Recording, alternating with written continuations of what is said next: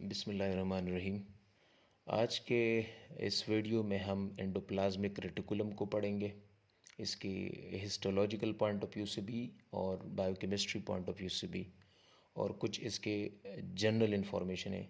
तो वीडियो की शुरू करने से पहले मैं ये आपको बताना चाहता हूँ कि जो पहली वाली लेक्चर्स है तो उसमें हमने सेल के मुख्तलिफ़ पार्ट्स पढ़े, जिस तरह के सेल वाल हो गया, सेल मेम्ब्रेन। फिर जो है ना हमने साइटोप्लाज्म पे वीडियो बनाई। फिर उसके बाद राइबोसोम्स और न्यूक्लियस के बारे में, न्यूक्लियस में जो इंटरनल पार्ट्स है, nuclear envelope, nucleoplasm, nucleolus and chromatin material. फिर जो है ना राइबोसोम। तो ये सब जो है ना हमने डिटेल से पढ़ा।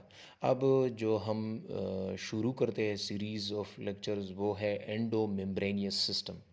एंडो मेम्ब्रेनियस सिस्टम ये एक सिस्टम है जो कि इनसाइड द सेल मेम्ब्रेन है। Endo mean inside, membrane means cell membrane, और प्लाज्मा मेम्ब्रेन और सेल सरफेस मेम्ब्रेन। और प्लाज्मा लेमा जो हमने पढ़ा था कि सेल मेम्ब्रेन को हम प्लाज्मा लेमा भी कहते हैं, सेल साइटोप्लाज्मिक मेम्ब्रेन भी कहते हैं, सेल मेम्ब्रेन भी कहते हैं, प्लाज्मा मेम्ब्रेन भी कहते हैं, और सेल सरफेस मेम्ब्रेन भी कहते हैं। तो inside the cell surface membrane or cytoplasm, cytoplasmic membrane और प्लाज्मा मेम्ब्रेन। इसके अंदर एक सिस्टम है जो कि जिस तरह हम पढ़ते हैं कि लेवल ऑफ ऑर्गेनाइजेशन में हम पढ़ते हैं कि सेल्स कंबाइन होके टिशू बनाती है, और टिशू कंबाइन होके फिर ऑर्गन बनाती है, और ऑर्गन जो है ना वो सिस्टम बनाते हैं। तो इसी तरह सेल में भी छोटे छोटे ऑर्गन्स हैं जिसको हम ऑर्गेनील्स कहते हैं। Organelles are the small organs of the cells. तो जिस तरह ह्यूमन बॉडी में और एनिमल के बॉडी में organs combine to form system, इसी तरह ये ऑर्गेनील्स भी कंबाइन होके एक सिस्टम बनाती है, और उसी सिस्टम को हम कहते हैं endo membranous system. Endomembranous system is actually a system of organelles which is present inside the cell. ये ऑर्गेनील्स कंबाइन होके एक सिस्टम बनाते हैं जिसको हम एंडोमेम्ब्रेनियस सिस्टम कहते हैं। और उसी सिस्टम में हर ऑर्गन का अपना अपना जो है ना एक फंक्शन है। हर ऑर्गन का अपना फंक्शन होता है, वो उसी परफॉर्म करते हैं। तो एंडोमेम्ब्रेनियस सिस्टम में शुरू करते हैं पहले एंडोप्लाज्मिक रेटिकुलम से।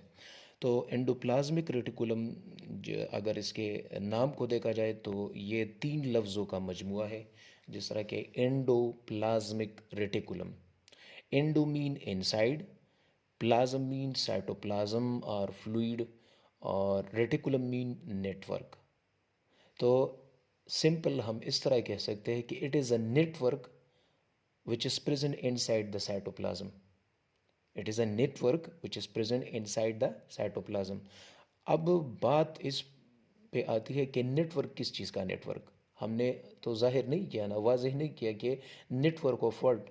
तो नेटवर्क ऑफ असल में ये रेटिकुलम या एंडोप्लाज्म रेटिकुलम, ये असल में सेल में ट्यूब्यूल्स की शक्ल में भी होती है, सेक्स के फॉर्म में भी होती है, flattened sacs, that is called cisterns. और ये विसिकल्स के फॉर्म में भी होती है। तो इसलिए हम कहते हैं कि it is a network of tubules, vesicles और flat and sacs, that is called cisterns. तो it is a network of channels और tubules, vesicles or flat and sacs, that is called cisterns, which is present inside the cytoplasm, that is called endoplasmic reticulum. A network of tubules, sacs or vesicles which is present inside the cytoplasm is called endoplasmic reticulum. Endoplasmic reticulum की occurrence को देखा जाए तो ये eukaryote sales में मौजूद होता है, प्रोकैरियोट सेल्स में एब्सेंट होता है। यूकैरियोट्स में भी सम सेल्स है जिसमें ये एब्सेंट है, जैसा कि रेड ब्लड सेल्स है, या इसको हम एरिथ्रोसाइट्स कहते हैं, या स्पर्मेटोजोआ है जो कि गैमीट सेल्स है। तो इस टाइप ऑफ सेल्स में स्पर्मेटोजोआ सेल्स या रेड ब्लड सेल्स, इनमें एंडोप्लाज्मिक रेटिकुलम नहीं होती। इसके अलावा जितनी भी यूकैरियोटिक सेल है इसमें एंडोप्लाज्मिक रेटिकुलम मौजूद होती है, और प्रोकैरियोट्स में भी एब्सेंट होती है। तो एंडोप्लाज्म रेटिकुलम का अगर डिफिनेशन अकरेंस के हवाले से करें तो हम इस तरह पढ़ेंगे कि it is an interconnected membrane bonded organelles which is present in the eukaryote cell rather in prokaryote cell. के प्रोकैरियोट सेल में ये एब्सेंट होती है और यूकैरियोट में ये प्रेजेंट होती है। और ये यूकैरियोट में भी एक्सेप्शनल केसेस है, जैसा कि एरिथ्रोसाइट सेल्स और स्पर्मेटोजोआ सेल्स इसमें भी एब्सेंट हैं। अगर इसकी डिस्कवरी पे हम जाए तो एंडोप्लाज्मिक रेटिकुलम को फर्स्ट टाइम डिस्कवर किया था गार्नियर ने 1897, और उन्होंने ये लाइट माइक्रोस्कोप के ज़रिए ऑब्ज़र्व किया था। चूँकि ये सेल में एक बहुत बड़ी ऑर्गेनील है, इसकी अगर साइज़ का हम मतलब इसके बारे में जानते हैं तो हम जानते हैं कि एंडोप्लाज्म रेटिकुलम एक बड़ी ऑर्गेनील है सेल में। जिस तरह हमारे ह्यूमन बॉडी में भी बहुत सारे बड़े बड़े ऑर्गन्स है, इसी तरह जो एंडोमेम्ब्रेनियस सिस्टम है ऑर्गेनील्स का सेल के अंदर, तो इन सब ऑर्गेनील्स में एंडोप्लाज्म रेटिकुलम इतनी बड़ी है कि इसका एक Sirra, one end is attached to the nuclear membrane and the other end is attached to the cytoplasmic membrane। मतलब इसका एक सिरा एंड न्यूक्लियर मेम्ब्रेन्स के साथ कनेक्टेड है और एक सिरा जो है ना वो सेल मेम्ब्रेन के साथ कनेक्टेड है, और ये थ्रू आउट द साइटोप्लाज्म जो है ना ये मौजूद होता है। तो ये इतनी बड़ी है, तो इसलिए इसकी जो है ना ऑब्जर्वेशन हम ऑब्ज़र्व कर सकते हैं इलेक्ट्रॉन लाइट माइक्रोस्कोप के साथ। और ये फर्स्ट टाइम लाइट माइक्रोस्कोप के ज़रिए गार्नियर नामी एक साइंटिस्ट था जिन्होंने 1897 में ऑब्ज़र्व किया था, और उस टाइम उन्होंने उसको एक नाम दिया था जिसको हम कहते हैं आर्गेस्टोप्लाज्म। और फिर उसके बाद इलेक्ट्रॉन माइक्रोस्कोप पे भी उन्होंने डिस्कवर किया था पोर्टर ने 1945 को। तो लेकिन इलेक्ट्रॉन माइक्रोस्कोप के ज़रिए तो हमें फिर बहुत इंफॉर्मेशन मिली, लेकिन लाइट माइक्रोस्कोप से ऑब्ज़र्व किया था फर्स्ट टाइम गार्नियर ने इन 1897, और उन्होंने एक टर्म इनको दिया था आर्गेस्टोप्लाज्म। आर्गेस्टोप्लाज्म मीन के ये एक नेटवर्क ऑफ ट्यूब्यूल्स है और इस पे राइबोसोम्स मौजूद है, तो due to ribosomes we can call it ergastoplasm. Ergastoplasm, अगर ये एमसीक्यूज़ में भी आता है कि आर्गेस्टोप्लाज्म इज़ डैश, तो ergastoplasm is actually the endoplasm reticulum and specially rough endoplasm reticulum. कि राइबोसोम्स की वजह से गार्नियर ने इस नेटवर्क ऑफ ट्यूब्यूल्स को आर्गेस्टोप्लाज्म का नाम दिया, जो कि बाद में इलेक्ट्रॉन माइक्रोस्कोप से ये रिवील हो गया, और उन्होंने कहा कि ये तो रफ एंडोप्लाज्म रेटिकुलम है क्योंकि इसके सरफेस पे राइबोसोम्स मौजूद हैं। और इलेक्ट्रॉन माइक्रोस्कोप के ज़रिए फर्स्ट जिन्होंने देखा था उसका नाम था पोर्टर, और उन्होंने 1945 में देखा था। और उसकी जो ऑब्जर्वेशन थी वो फिर जो है ना एक नई जो है ना चैप्टर खोल ली एंडोप्लाज्म रेटिकुलम के बारे में। तो ये डिस्कवरी की थोड़ी बहुत इंफॉर्मेशन थी, और ये डिफिनेशन था कि हमने, फिर मैं दोहराता हूँ कि endoplasm reticulum is actually the network of tubules. इसमें ट्यूब्यूल्स भी होती है, नेटवर्क ऑफ सेक्स जिसको हम फ्लैट एंड सेक्स और सिस्टर्न्स भी कहते हैं, और नेटवर्क ऑफ वेसिकल्स। तो इन तीनों का नेटवर्क होता है, इसमें ट्यूब्यूल्स भी होती है, सेक्स भी होती है और वेसिकल्स भी होती है। तो it is a network of tubules, sacs और vesicles which is present throughout the cytoplasm, that is called endoplasmic reticulum. और ये इतनी बड़ी होती है कि the one end of the endoplasm reticulum is attached to the nuclear envelope and the other end is attached to the cytoplasmic membrane और plasma membrane. हमने पढ़ा कि इसमें चैनल्स भी होती है, सिस्टम्स भी होती है और वेसिकल्स भी होती है। तो ये तो इसकी डिफिनेशन थी। अब एंडोप्लाज्मिक रेटिकुलम को जब हमने इलेक्ट्रॉन माइक्रोस्कोप से देखा तो एंडोप्लाज्मिक रेटिकुलम आर एक्चुअली बासोफिलिक। ये बात फिर बाद में आते हैं कि बासोफिलिया हमें इसको क्यों कहते हैं, कौन बासोफिलिया है कौन नहीं। लेकिन एंडोप्लाज्म रेटिकुलम असल में मुश्तमिल है दो, अब बल्कि तीन रीजन्स पे। एंडोप्लाज्म रेटिकुलम को हमने 3 रीजन्स पे डिवाइड किया है। बाज़ औक़ात लोग कहते हैं कि ये टाइप्स है, लेकिन बाज़ बुक्स में ये रीजन्स बताए हैं कि एंडोप्लाज्म रेटिकुलम, हम इस सारे नेटवर्क को एंडोप्लाज्म रेटिकुलम कहते हैं। लेकिन बाज़ कहते हैं कि नहीं, एंडोप्लाज्म रेटिकुलम के 2 टाइप्स हैं। लेकिन हम पढ़ते हैं कि ये टाइप्स भी है और रीजन्स भी हैं। तो एंडोप्लाज्म रेटिकुलम को हमने 3 रीजन्स पे डिवाइड किया है। बाज़ बुक में 2 रीजन्स है और 2 टाइप्स है, लेकिन हम पढ़ेंगे 3 रीजन्स और 3 टाइप्स। एक जो है रफ एंडोप्लाज्म रेटिकुलम है, एक को हम कहते हैं स्मूथ एंडोप्लाज्म रेटिकुलम, और एक को हम कहते हैं ट्रांजिशनल एंडोप्लाज्मिक रेटिकुलम। ये 3 रीजन्स है एंडोप्लाज्म रेटिकुलम के, या 3 पार्ट्स है। लेकिन हम रीजन से इसका जो है ना कंपैरिजन करते हैं और हम रीजन बताते हैं, वरना टाइप्स भी जो है ना सही है। तो endoplasm reticulum are of 3 types. The first is rough endoplasm reticulum, second is smooth endoplasm reticulum, and the third is transitional endoplasm reticulum. अब आते हैं कि एंडोप्लाज्म रेटिकुलम ये असल में बनी हुई है न्यूक्लियर मेम्ब्रेन से। न्यूक्लियर मेम्ब्रेन हमने पढ़ा था कि न्यूक्लियस के 2 मेम्ब्रेन होते हैं। न्यूक्लियर मेम्ब्रेन या न्यूक्लियर एनवलप कंसिस्ट है 2 मेम्ब्रेन्स पे। इस तरह हमने पढ़ा कि the outer membrane and the inner membrane. ये इनर मेम्ब्रेन तो कंटिन्यूस होती है, लेकिन ये outer envelope of the nuclear envelope जो है ये पिंच्ड अप है, ये डिसकंटिन्यूस है, इसमें ब्रेकेजेस है। और उससे जो है ना, ये the outer membrane is extended and form the endoplasm reticulum और रफ एंडोप्लाज्म रेटिकुलम। तो न्यूक्लियर में ये रफ एंडोप्लाज्म रेटिकुलम या एंडोप्लाज्म रेटिकुलम की जो एक्सटेंशन है या डेरिवेशन है, ये न्यूक्लियर एनवलप से है, और न्यूक्लियर एनवलप के outer membrane. So the outer membrane या the it is the extension of the endoplasm reticulum. हम इस तरह भी डिफाइन कर सकते हैं कि it is the extension of outer nuclear membrane. It is the extension of the outer nuclear membrane. और रफ एंडोप्लाज्म रेटिकुलम, तो एंडोप्लाज्म रेटिकुलम का वो रीजन है, एंडोप्लाज्म रेटिकुलम का वो रीजन है जो कि जिस तरह ये डायग्राम में भी है कि rough endoplasm reticulum is that region of the endoplasmic reticulum which is connected to the nuclear envelope. तो न्यूक्लियर एनवलप के साथ जो कनेक्टेड एंडोप्लाज्मिक रेटिकुलम का पार्ट है, उसको हम रफ एंडोप्लाज्म रेटिकुलम कहते हैं। क्यों? क्योंकि इस पे राइबोसोम्स मौजूद होते हैं। तो जब हम इलेक्ट्रॉन माइक्रोस्कोप के जरिए रफ एंडोप्लाज्म रेटिकुलम को देखते हैं, तो इसको रफ हम इसलिए कहते हैं क्योंकि ये नेटवर्क ऑफ ट्यूब्यूल्स तो है, नेटवर्क ऑफ सेक्स है। ये rough endoplasm reticulum is actually a network of sacs और flattened sacs that is called cisternae. Rough endoplasm reticulum is a network of flattened sex or cisternes, and smooth endoplasm reticulum is a network or meshwork of the tubules. Rough endoplasm reticulum sex से बनी हुई है, इसको हम flat and sex कहते हैं या सिस्टर्न्स, और smooth endoplasm reticulum is actually tubules. Rough endoplasm reticulum पे राइबोसोम्स होते हैं, स्मूथ एंडोप्लाज्म रेटिकुलम पे राइबोसोम नहीं होते।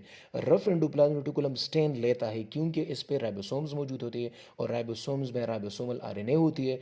तो राइबोसोमल आरएनए मतलब इसमें acid, ribosomal RNA as a ribonucleic acid, तो उसमें एसिड होता है, तो इसलिए ये जो है ना बेसिक स्टेन लेता है, और इसको हम बासोफिलिया कहते हैं। Due to the ribosomal RNA, the rough endoplasm reticulum is basophilic. Rough endoplasm reticulum अगर हम इलेक्ट्रॉन माइक्रोस्कोप से देखते हैं तो ये बासोफिलिक स्टेन लेते हैं, इसको हम बासोफिलिया कहते हैं, या इसको हम क्राइमोडियल सब्सटेंसेस भी कहते हैं, क्रोमोडियल या क्राइमोडियल सब्सटेंसेस। ये रफ एंडोप्लाज्म रेटिकुलम को हम क्रोमोडियल या क्राइमोडियल सब्सटेंसेस कहते हैं। ये क्यों? क्योंकि ये भी स्टेन लेता है। क्रोम मीन कलर्ड, तो ये वो सब्सटेंसेस है जो कि कलर्ड लेता है, स्टेन लेता है, तो वो इसलिए इसको हम क्राइमोडियल सब्सटेंसेस या क्रोमोडियल सब्सटेंसेस कहते हैं। ये सवाल पूछा जाता है कि रफ एंडोप्लाज्म रेटिकुलम को हम रफ क्यों कहते हैं? तो because it contain the ribosomes, that is why it is called rough endoplasm reticulum. ये कहाँ पर मौजूद होता है? ये nearly to the nuclear membrane, ये न्यूक्लियर मेम्ब्रेन के साथ अटैच होता है। दो बात हुई। रफ एंडोप्लाज्म रेटिकुलम को हम अर्गेस्टोप्लाज्म क्यों कहते हैं? क्योंकि इस पे राइबोसोम्स होता है। तो इनिशियली गार्नर ने 1897 में ये डिस्कवर किया था फर्स्ट टाइम लाइट माइक्रोस्कोप के जरिए, और उन्होंने अर्गेस्टोप्लाज्म का नाम दिया था due to ribosomes, attached ribosomes. फिर हम कहते हैं कि इसको हम क्रोमोडियल सब्सटेंसेस क्यों कहते हैं? Because it take stain, because it take stain, और कौन सा stain, basophilic stain, because it contain ribosomes and ribosomes contain ribonucleic acid, and due to acidic they take basic stain, and that is why it is called basophilia. Smooth endoplasm reticulum में ये फ़र्क है कि इसमें तो नहीं ना ribosomes मौजूद होती है, और इसी वजह से इसको हम स्मूथ कहते हैं। और दूसरा ये कि ये नेटवर्क ऑफ टिब्यूल्स हैं, ये नेटवर्क ऑफ फ्लैटेंड सैक्स है और ये नेटवर्क ऑफ टिब्यूल्स है। तो रफ़ और स्मूथ में ये भी फ़र्क है कि इस यहाँ पर राइबोसोम्स होता है, यहाँ पर नहीं होता है। ये फ्लैटेंड सैक्स से बनी होती है जिसको हम सिस्टर्न्स कहते हैं, ये टिब्यूल्स से बनी हुई है। ये स्टेन लेता है, ये क्रोमोडियल सब्सटेंसेस है, ये नहीं है, ये स्टेन नहीं लेता। और फंक्शन के लिहाज से भी इसके डिफ्रेंशिएशन है। ये सेल मेम्ब्रेन की तरफ नज़दीक है, ये जो है ना न्यूक्लियर मेम्ब्रेन की तरफ नज़दीक है।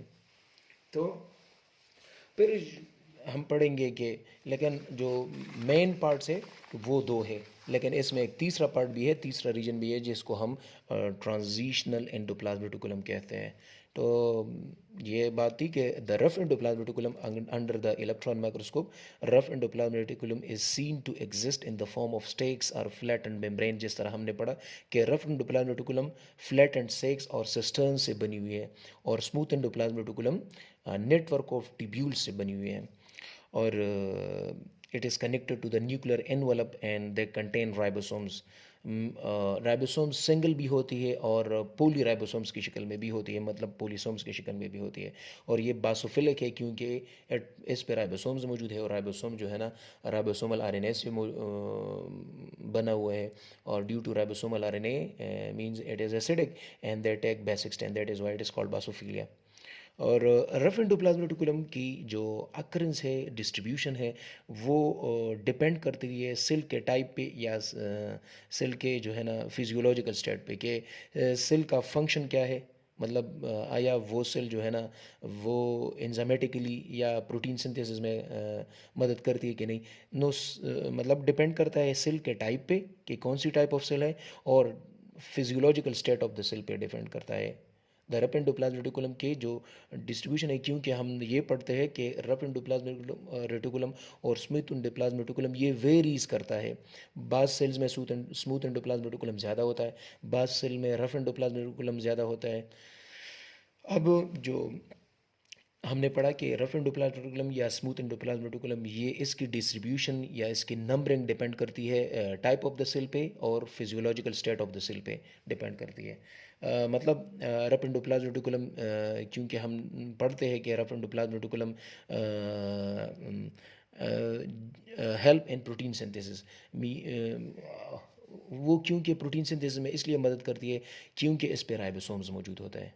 तो due to the presence of ribosome it is called rough endoplasm reticulum, and due to this ribosomes it helps in the protein synthesis. तो राइबोसोम्स की वजह से रफ एंडोप्लाज्म रेटिकुलम का फंक्शन ये है कि ये प्रोटीन सिंथेसिस करती है, प्रोटीन सिंथेसिस में मदद देती है। असल में प्रोटीन सिंथेसिस तो राइबोसोम करती है, लेकिन ये राइबोसोम्स को एक प्लेटफॉर्म प्रोवाइड करती है रफ एंडोप्लाज्म रेटिकुलम। तो इसको ये help in the protein synthesis. और जहाँ पर राइबोसोम्स मौजूद है तो उसको हम ट्रांसलोसोन्स कहते हैं, translocons. Translocons are the area और regions where the ribosomes are present. Rough endoplasm reticulum का वो रीजन या वो एरिया या वो स्पॉट जहाँ पर राइबोसोम्स मौजूद होते हैं उसको हम ट्रांसलोसोन कहते हैं, ट्रांसलोसोन्स। तो ये भी एक पॉइंट है। अब हम पढ़ते हैं कि रफ एंडोप्लाज्म रेटिकुलम की डिस्ट्रीब्यूशन डिपेंड करती है टाइप ऑफ सेल पे और फंक्शन ऑफ द सेल पे। तो जो सेल प्रोटीन सिंथेसिस में जो है ना वो मदद करती है उसमें प्रोटीन सिंथेसिस ज़्यादा होती है, जैसे कि पेंक्रियाटिक एसिनर सेल्स है, पेंक्रियाटिक सेल्स हैं, या फाइब्रोब्लास्ट और प्लाज्मा सेल्स है, तो उसमें जो है ना प्रोटीन सिंथेसिस ज़्यादा होती है। तो इसलिए इस सेल्स में रफ एंडोप्लाज्म रेटिकुलम की जो नंबर है या डिस्ट्रीब्यूशन है वो भी ज़्यादा है।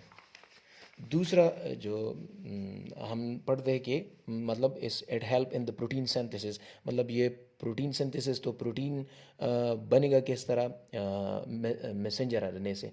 तो rough endoplasm reticulum help in the reading and translation of the protein. मतलब प्रोटीन सिंथेसिस में translation is actually a process in which the messenger RNA converts it's codes into protein. मतलब जब मैसेंजर आरएनए से protein बनेगा तो उसको हम translation कहते हैं।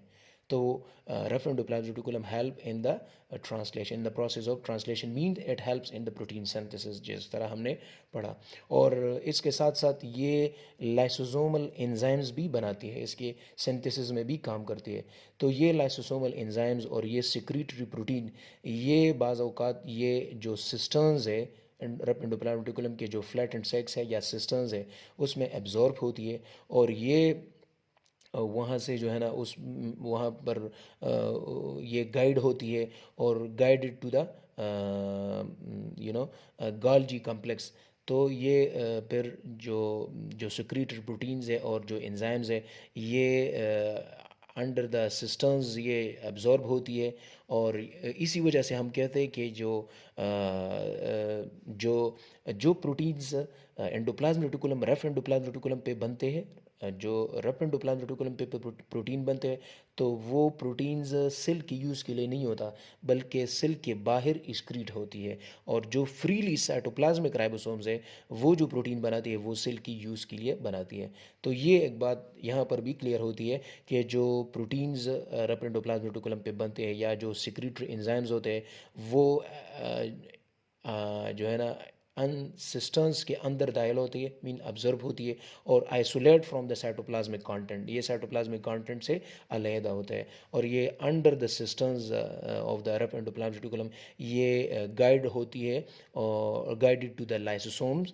लाइसोसोम पहले तो ये मतलब जाते हैं गोल्गी कॉम्प्लेक्स। अब यहाँ से ये प्रोटीन और सिक्रीटरी वेसिकल्स या ये सिक्रीटरी एंजाइम्स और सिक्रीटरी प्रोटीन ये बडेड होती है। तो इस लास्ट प्लेटेंट सेक्स को इस ये रफ एंडोप्लाज्मिक रेटिकुलम का वो आखिरी सिस्टर्न्स या प्लेटेंट सेक जहाँ से ये बडेड होती है, ये सिक्रीटरी प्रोटीन और ये सिक्रीटरी एंजाइम्स ये बड होती है और इससे फिर गोल्गी कॉम्प्लेक्स बनती है। तो इस लास्ट प्लेटेंट सेक्स को हम ट्रांसडिशन एंडोप्लाज्मिक रेटिकुलम कहते हैं। रफ एंडोप्लाज्मिक रेटिकुलम का वो लास्ट पार्ट जहाँ से ये सिक्रीटरी प्रोटीन और सिक्रीटरी एंजाइम्स बडेड ऑफ होती है और गोल्गी कॉम्प्लेक्स की तरफ जाती है। तो इस लास्ट फ्लैटेंट सेक्स को हम ट्रांजिशनल एंडोप्लाज्मिक रेटिकुलम कहते हैं। तो transition endoplasmic reticulum is actually a part of rough endoplasmic reticulum from where the last या the final vesicles budded off and move to the Golgi complex. और जो इसके बाद ये गोल्गी कॉम्प्लेक्स में जाती है, गोल्गी कॉम्प्लेक्स में इसकी पैकिंग होती है, मॉडिफिकेशन होती है, स्टोरिंग होती है, और उसके बाद जो है ना उससे सिक्रीटरी वेसिकल्स या मतलब माइक्रोबॉडीज़ बनती है जिसको हम लाइसोसोम्स, परऑक्सीसोम्स, ग्लाइक्सोसोम्स वो फिर उससे बनती हैं। तो और इसके साथ साथ ये प्लाज्मा मेम्ब्रेन में एडिशन भी करती है। इसका और भी फंक्शन है कि रफ एंडोप्लाज्मिक रेटिकुलम जो है ना इसमें कार्बोहाइड्रेट्स भी बनती है, और कार्बोहाइड्रेट्स इसमें प्रोटीन्स भी बनती है, लिटिल अमाउंट ऑफ कार्बोहाइड्रेट भी बनती है in the cavities of the in the systems of the rough endoplasmic reticulum. तो ये कार्बोहाइड्रेट और ये प्रोटीन्स एंजाइम्स के थ्रू कंबाइन होते हैं और ये ग्लाइकोप्रोटीन या प्रोटीन ग्लाइकोसाइलेशन यहाँ पर होती है और ग्लाइकोप्रोटीन बनाते हैं, और वही ग्लाइकोप्रोटीन पर सेल मेम्ब्रेन में भी यूज़ होती है। और यहाँ मतलब यहाँ पर प्रोटीन और ग्लूकोज की कम्बिनेशन होती है, कार्बोहाइड्रेट की कम्बिनेशन होती है with the help of several enzymes, और जिसको हम प्रोटीन ग्लाइकोसाइलेशन भी कहते हैं। और ये एक पोस्ट ट्रांसलेशनल मॉडिफिकेशन हम इसको कहते हैं कि जब प्रोटीन बनती है ट्रांसलेशन से तो वो प्रोटीन हम यूज़ नहीं करते, वो फिर मॉडिफाइड होगा। तो फिर मॉडिफाइड प्रोटीन हम यूज़ करेंगे। जो फ्रेशली प्रोटीन पैदा होते हैं तो वो सेल में इस तरह यूज़ नहीं होते, वो पहले मॉडिफाइड होती है सेल की सेल के जो नीड्स है उसके मुताबिक वो मॉडिफाइड होती है और फिर हम उसको यूज़ करते हैं। तो जो प्रोटीन्स के मॉडिफिकेशन है वो भी रफ एंडोप्लाज्मिक रेटिकुलम में ही होती है due to carbohydrates. It helps in the protein glycosylation, and that is the step in the post translation modification of the protein. इसके बाद इसका एक और भी फंक्शन है कि इसमें स्पेशल प्रोटीन्स है रेफरेंडोप्लाज्मिक रेटिकुलम, जिसको हम चेपरॉन प्रोटीन कहते हैं, chaperone, which help in the assembly of folding और द असेंबली और प्रॉपर फोल्डिंग ऑफ प्रोटीन्स। क्या जो इस तरह हम पढ़ते हैं कि primary protein, secondary protein, tertiary protein, quaternary protein, तो ये प्रोटीन फोल्डेड होती है, असेंबल्ड होती है। ये भी रफ एंडोप्लाज्मिक रेटिकुलम में मौजूद एक ख़ास किस्म के प्रोटीन है जिसको हम चेप्रॉन कहते हैं। तो चेप्रॉन प्रोटीन की वजह से ये प्रोटीन्स की असेंबली करती है। ये भी एक किस्म की प्रोटीन है, लेकिन ये प्रोटीन अदर जो प्रोटीन्स है जो बनते हैं रफ एंडोप्लाज्मिक रेटिकुलम में, उसकी फोल्डिंग करती है, उसकी असेंबली करती है। तो ये भी रफ एंडोप्लाज्मिक रेटिकुलम का फंक्शन है। मतलब rough endoplasmic reticulum helps in protein synthesis, it also helps in the glycosylation of the protein, which is the post translational modification of protein. It also help in the the secretory lysozyme enzymes and secretory protein, and these secretory protein and lysozymal enzymes absorbed inside the cisternes or flattened sacs, and then it is guided towards the Golgi complex. And the last part of the rough endoplasmic reticulum, the last flattened sacs of the rough endoplasmic reticulum, from where the secretory proteins and lysosomal enzymes budded off, that part is called transitional endoplasmic reticulum. And from where that buds of secretory protein and Golgi, the secretory protein and lysosomal enzymes move towards the Golgi complex, and they form the Golgi complex.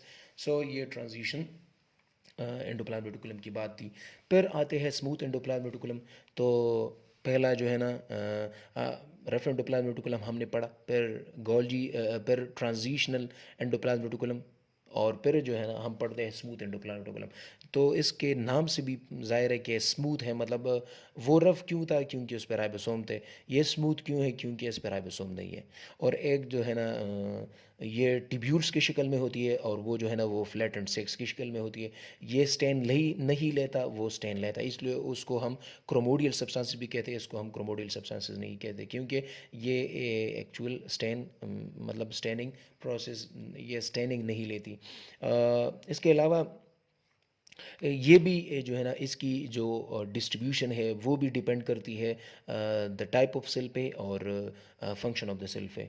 तो आते हैं इसके function पे कि it is not associated with the specific function. इसकी एक खास function नहीं होती, जिस तरह हमने पढ़ा कि rough endoplasmic reticulum helps in protein synthesis, या प्रोटीन सिंथेसिस करती है, या ये करती है, वो करती है। स्मूथ एंडोप्लाज्मिक रेटिकुलम इसकी एक खास फंक्शन नहीं है, बल्कि ये मुख्तलिफ फंक्शंस परफॉर्म करती है। ये सिर्फ एक फंक्शन परफॉर्म नहीं करती, बल्कि इसकी मेनी फंक्शंस है डिफरेंट सेल्स में। किसी सेल्स में ये किस चीज़ का काम रोल अदा करते हैं, किस चीज़ में कोई और फंक्शन करता है। तो it depends on the cell and types and its physiology. तो लीवर सेल में अगर देखा जाए तो लीवर सेल में स्मूथ एंडोप्लाज्मिक रेटिकुलम कंसर्न है लिपिड सिंथेसिस के। हमने पढ़ा कि rough endoplasmic reticulum helps in protein synthesis. Smooth endoplasmic reticulum liver cells में, खासकर specially in liver cells, the smooth endoplasmic reticulum helps in lipid synthesis. और lipid किस तरह बनाती है, तो ये फैटी एसिड और ग्लाइसरोल से ये लिपिड बनाती है। और फैटी एसिड का जो चेन है ये डीसेचुरेशन भी करता है, सेचुरेशन भी करती है। मतलब फैटी एसिड को सेचुरेट भी करती है, मतलब उसमें एडिशन ऑफ हाइड्रोजन करती है, और डीसेचुरेशन भी करती है, मतलब उसमें डबल बॉन्ड और ट्रिपल बॉन्ड बनाती है। तो saturation and desaturation of the fatty acid, and also they form the lipids from the fatty acid and glycerol. वो किस तरह बनाती है, तो एलोंगेशन, पहला स्टेप तो ये होता है कि ये elongation of the fatty acid chain करती है, कार्बन 16 से पाल्मेटिक एसिड से स्टीरिक एसिड को कन्वर्ट करती है बाय एडिशन ऑफ 2 कार्बन। और यहाँ पर भी मुख्तलिफ एंजाइम्स होते हैं, एसिटाइल कोएंजाइम्स ए और मेलोनाइल कोएंजाइम ए यहाँ पर इस्तेमाल होती है। तो एलोंगेशन लिपिड सिंथेसिस किस तरह करती है, by elongation of fatty acid chain, by addition of 2 carbon with the fatty acid chain, such as from carbon 16 such as palmitic acid to the stearic acid carbon 18। और इसके बाद जो है ना ये हमने पढ़ा कि ये लिपिड सिंथेसिस, हमने ये पढ़ा कि ये lipid synthesis specially in liver cells में लिपिड सिंथेसिस करती है। इसके साथ साथ जो सेल्स है, for example corpus luteum cells या ल्यूटियल सेल्स है, इसके साथ साथ एड्रीनल कॉर्टेक्स के जो सेल्स है, एड्रीनल ग्लैंड, वो ग्लैंड होता है जो कि किडनी के ऊपर होता है, ट्रायंगुलर शेप होता है। तो उसमें आउटर जो पार्ट है वो उसको हम कॉर्टेक्स कहते हैं और इनर को मेड्यूला कहते हैं। तो एड्रीनल कॉर्टेक्स के जो सेल्स है, interstitial cells of the testes and luteal cells of the corpus luteal cells of the ovary। तो इसमें जो है ना ये smooth endoplasm reticulum major part of the cytoplasm pro जो है ना ये घेरती है, कवर अप करती है। और इन तीन सेल्स में ये स्टीराइडल हार्मोन बनाती है, मतलब help in the production of steroidal hormone and also helps in the production of cholesterol. तो steroidal hormone for example testosterone और प्रोजेस्टेरोन या ईस्ट्रोजन या ईस्ट्रोडायल, इस तरह के जो सेक्स रिलेटेड हार्मोन्स है, सेक्स हार्मोन को हम स्टीराइडल हार्मोन कहते हैं।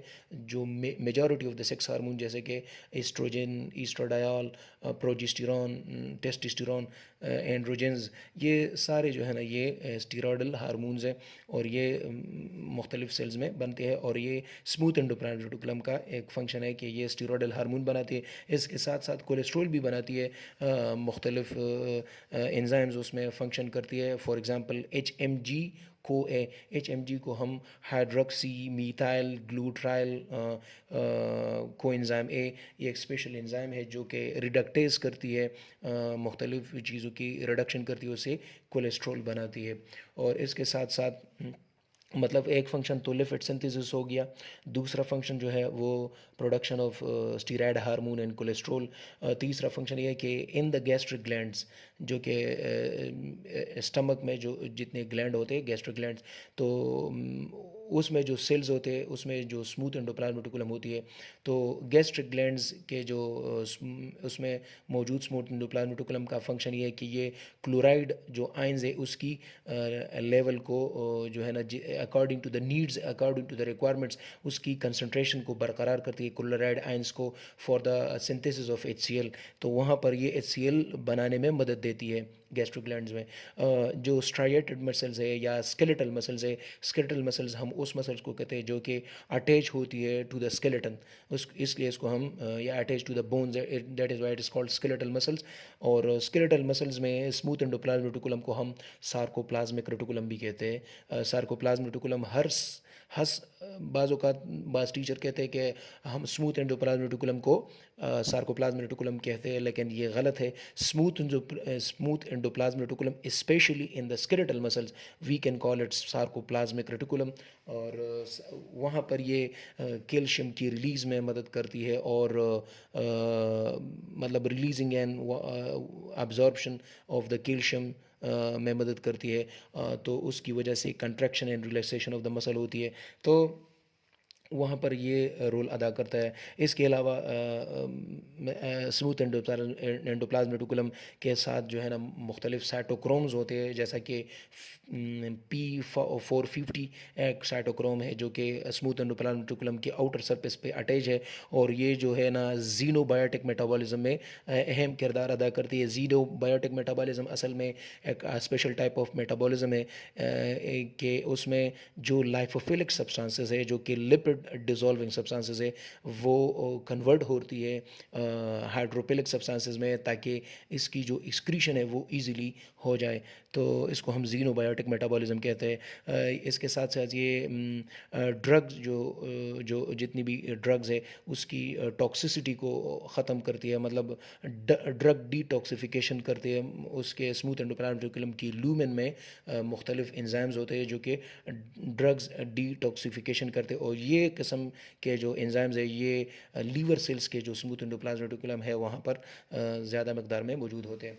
तो ये तो एंडोप्लाज्म रेटिकुलम थी, और इसके बारे में जो उसके रीजन्स थे उसमें मैंने बता दी।